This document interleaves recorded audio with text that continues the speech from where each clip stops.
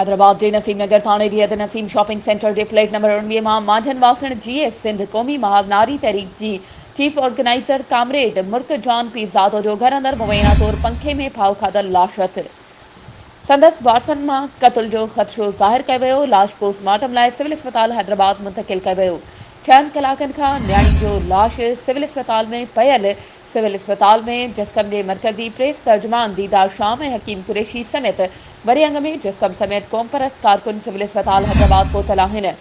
Naseem shopping centre के flat number 19 में GSN क़ौमी महाज नारी तहरीक चीफ ऑर्गेनाइज़र कामरेड मुर्क जान पीरज़ादो जो फाहो खाधल लाश हथ संदस वारसन कत्ल जो ख़दशो ज़ाहिर किया है। कामरेड मुर्क जान पीरज़ादो गुज़िरियल 3 सालन खां हैदराबाद में रिहाइश पज़ीर हुई।